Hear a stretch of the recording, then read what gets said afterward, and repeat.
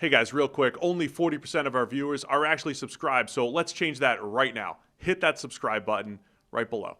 Minnesota Vikings get the win over the Commanders, 31-0. Moving to 5-8, Commanders fall to 3-10. JJ McCarthy, 9.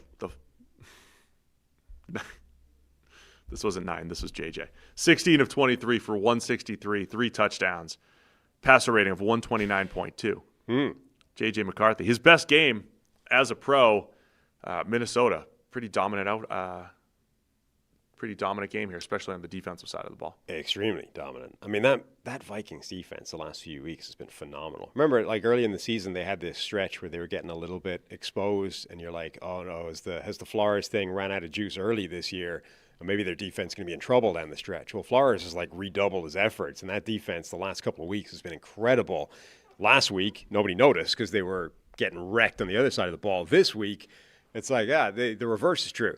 Josh Dubow from the AP had a tweet. The Vikings are the 5th team in the Super Bowl era to shut out an opponent the game after being shut out themselves, according to Sport Radar.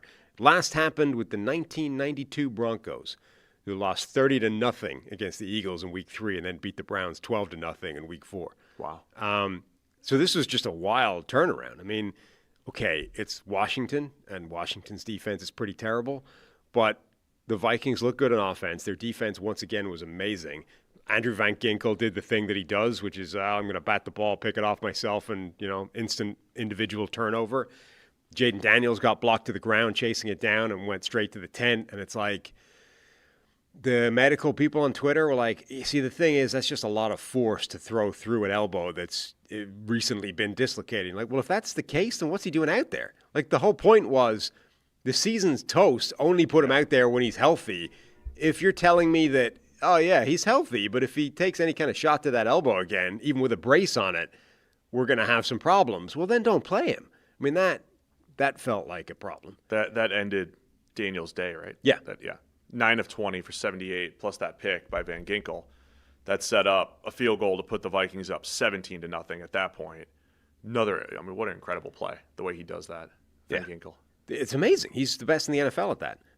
The Vikings opening, all started well for Minnesota, like opening drive touchdown. I think they said that was their first touchdown in 23 possessions. Sounds right. JJ throws, he had some really nice throws in this one. Laser up the seam. Yeah. To Josh Oliver for the touchdown. Commanders come right back. They drive down, but they go incomplete on 4th down. They had 3 shots from the 1. Right. Incomplete to Deebo Samuel, or from the 2, whatever it was. Minnesota follows up with a 19-play, 98-yard drive. Mm-hmm.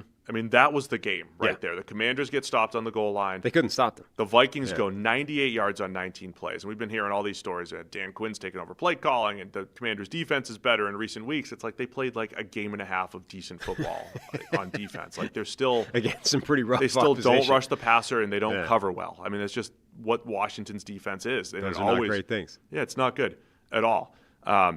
And, J.J. McCarthy had some really nice 3rd down throws here, a nice deep out to Jordan Addison, a little dump off to Justin Jefferson, who turned it into a 1st down.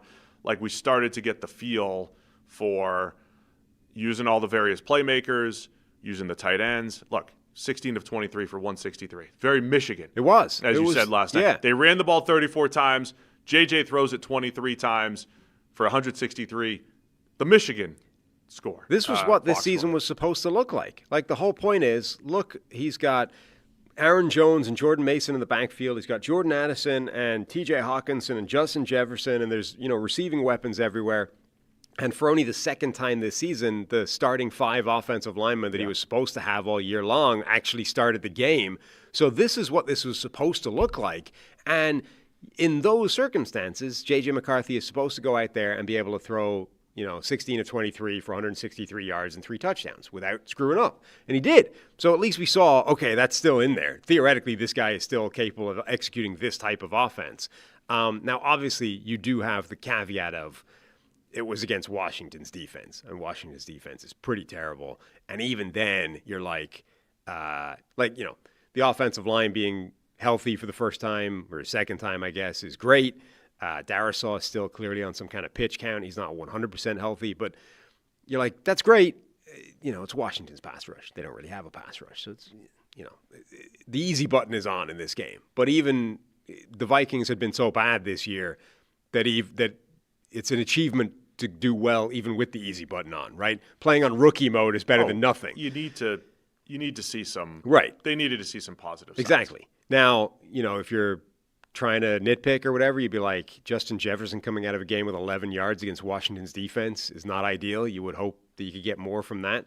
But it's encouraging that we at least saw, look, again, this is theoretically what J.J. McCarthy was supposed to be doing all season long. The fact that it's at least possible is encouraging. I mean, it was a game flow thing, but the touchdowns that McCarthy threw, quick out to Hawkinson, I liked the patience on the drag route. He had threw 2 to Josh Oliver, the seam route, and then the patience on the drag route that reminded me of a lot of touchdowns Darnold had last year in the red zone where, letting the play unfold. You need the time in the pocket as well. Hit the shallow for a touchdown. Those are all good things. Quick catch to Hawkinson, by the way. So there was, on the one hand, there were several plays on defense this week that sort of reminded you can still play good defense and hit and wrap up and blah, blah.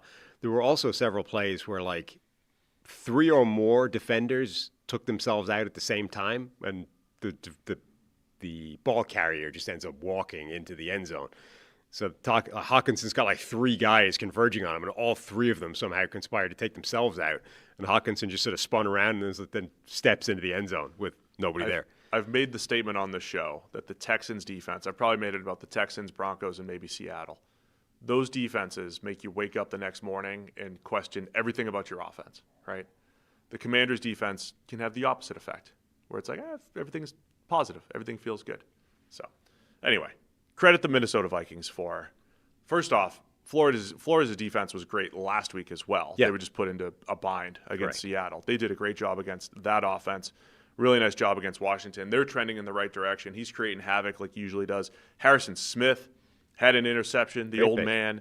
And then the only other thing we need to mention here, not only Jaden Daniels' injury, but Zach Ertz goes down with a torn ACL. That might be a career ender for him. Might be a career ender. I mean, we're talking, he was visibly upset. Everyone on the field visibly upset. That was a horrible injury. It's been an awesome career for Zach Ertz. It's not even one where, a lot of the times you see tight ends with their legs planted and a guy goes through their knee. He was up in the air and he was just hit so hard that his knee just the wrong way and then he gets flipped. But it's his knee's already torn before he's even flipped.